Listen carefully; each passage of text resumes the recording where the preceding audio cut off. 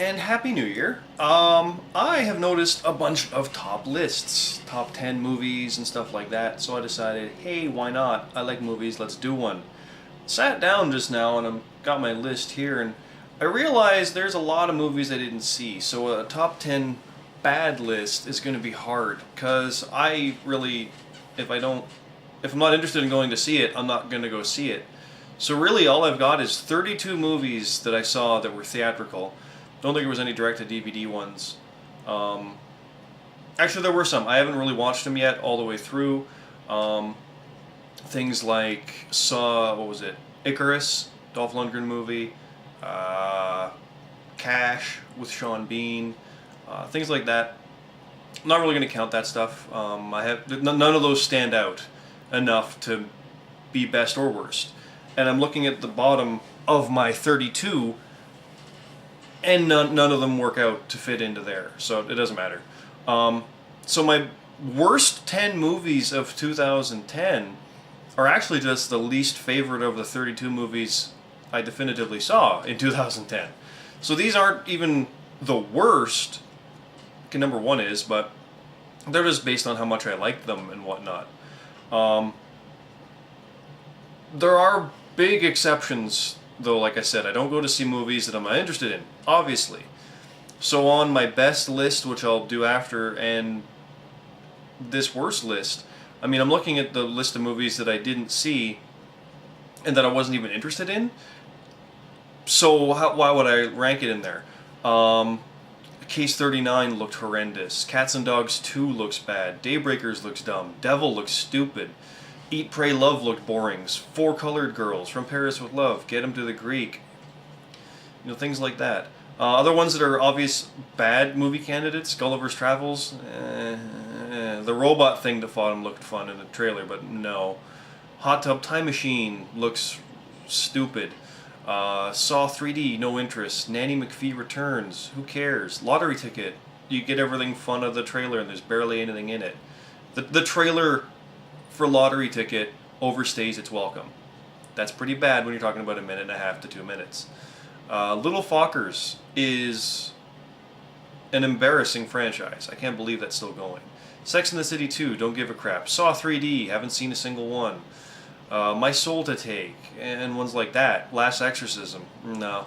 I've heard decent things about Exorcism, but nah. Marmaduke looked just... Why? Why, God, why would they make that? Percy Jackson looked silly, even though it's a Sean Bean movie, so it's probably going to be neat. Secretariat could be good, I don't know. Step Up 3D, like... Takers, another one that overstays its welcome. It looks bad. Even the new Narnia. Didn't really care much for the first two, so I had no interest in seeing it. Karate Kid remake. Don't give a shit. I'll even say right now, I'll start this off. The Social Network. The trailer made me not want to see it. It's the story of the creator of Facebook and human drama and blah blah blah, and it's probably quite good, but I have absolutely no interest in seeing it. So that's one big omission. And even if I hated it, it's not on my worst list because I never saw it. The Switch looked offensively bad. I just hated the concept on that. The original name was the Baster, like a turkey baster, like conception device. Ah, no. Vampires suck. The spoof of the Twilight movies looked bad. Twilight looks bad. I saw the first two just because I had to finally see it, and I hated them. They're so bad. They're not even that well made. I mean, they look slick, but ugh. And the second Wall Street didn't give a damn about that either. There are a bunch that I'm iffy on. Ones that I had interest in seeing, either they're so bad I gotta see it for myself, or just never got around to it. MacGruber, I want to see how bad that is. That would probably be on this list. Skyline would probably be on this list. Human Centipede, Yogi Bear, things like that. Furry Vengeance. These all had a little element of curiosity from me anyway. Furry Vengeance, Alpha and Omega, things like that. Kind of appealed to me in a way like they had more than that whole other list I just said. They had something in there that made me go, Okay, let's take a look. Shrek Forever After even I'll lump into that because I never saw the third one because it didn't look good and I loved the first two. So there's that. There are a few other movies and I'll get back to these when I get to my best, but really the top, the bottom 10 that I saw, really not fair to call it a worst of 2010. It's just the bottom of what I saw in 2010. Number 10 is Clash of the Titans, with its 2-week turnaround for 3D. 3D wasn't necessary. It was neat and looked fun. Had a great soundtrack by Ramin Djawadi, who did Iron Man. Fantastic soundtrack. Good action, and that's it. Nothing really overly memorable. I mean, it's just a couple spots below Prince of Persia, which had much the same thing. Really nothing stood out in this. Early in the year, it was like, yeah, this is awesome. But then the summer stuff kicked in, and even the April stuff kicked in with like Kick-Ass and The Losers, and it fell down the ranks. So that's number 10. Number 9 is Resident Evil Afterlife, which is basically the same thing, except full 3D. It, again, has a great soundtrack by Tom and Andy, whoever they are, techno guys, and it's a great soundtrack. Some really slick visuals. Milla Jovovich, people continue to find ways to film her and make her look amazing, just like Ultraviolet. Wow. The reason you're going to see this movie is to see her, and it was just action scene after action scene in big, crazy environments. The story was stupid, and really, you can tell the way they ended the last one to this one. The opening 10 minutes of Resident Evil 5 are basically going to scrape away what they've set up at the end of this one, and then just do whatever they want otherwise. That's what they do. I enjoyed it, and I fully plan to get the DVD. I will watch this movie again for the spectacle of it, but, I mean, I liked Jonah Hex better. Jonah Hex is the number 11 of these, and it's a total shameless guilty pleasure, but Resident Evil Afterlife, it's more shameless, or it's more shameful, if that makes any sense. Number 8, which makes me sad, is Gunless. I loved Gunless, and yet I loved 24 movies more than it. I liked Clash of the Titans and Resident Evil more than I liked Gunless. And yet Gunless, which to most people who are Americans and have no idea what I'm talking about, it's a Canadian Western starring Paul Gross from Due South. And Eastwick, I think he was also in. He's awesome. The movie is funny, it's clever, it's great. But I liked Cop Out better. I liked The Other Guys better. I liked Machete better. I liked Due Date better. I liked Paranormal Activity 2 better. I liked Dinner for Schmucks better. I liked all these movies better, so it just ends up down there. I enjoyed Clash of the Titans and Resident Evil more than I liked Gunless. So by default, it's number 8. That's why this is not a great worst list. It's just the least favorite list. I fully recommend Gunless. I actually recommend it more than I recommend Clash and Resident Evil, because it's probably a better movie, but I didn't enjoy it as much as I enjoyed those. But it's very close. I honestly probably could have listed it above Hex, for crying out loud. Because when I look at it, Jonah Hex above Gunless? Yeah. But no, I'm sticking to it. Number 7 is Faster. The Rock, Billy Bob Thornton. People try to say this is a 70s action movie, a revenge, Walking Tall kind of thing. Not to bring up the remake he did as well, but it's very old school and a great action movie. There's no action in it. There's one car chase, and The Rock walking badass across the street, not caring about anybody. He shoots a guy, and he fights a guy in a bathroom with a knife. That's it. He's awesome in it. Actually, everyone's in it. The assassin is a cool character, and he could have had his own story even. So I like how they layered that in. But really,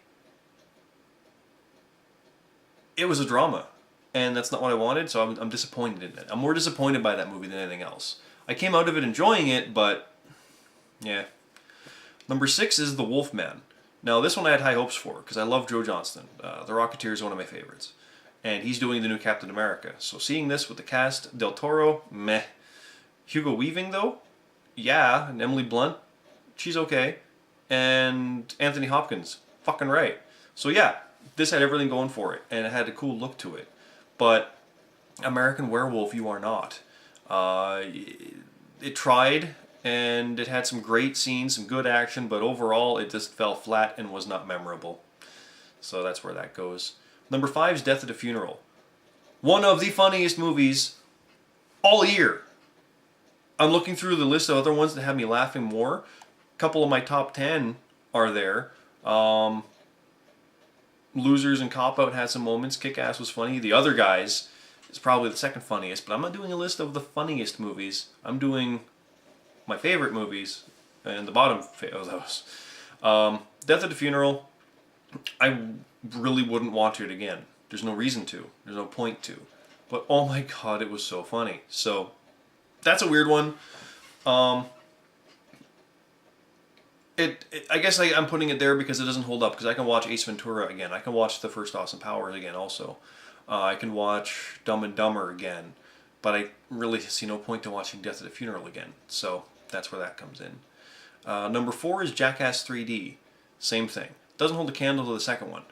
It's better than the first, but second one still surpasses it. It was gimmick. It was all gimmick. And once you bring it home, there's no more gimmick so much. So whatever they do for the 2.5 version of this, 3.5 or whatever, it's probably going to be worthwhile and be a good DVD set, but not as good as the others, sadly. Number 3 is Robin Hood. Now this one really disappointed me because Sherwood by Park Godwin is one of my favorite books. I think it is my favorite book.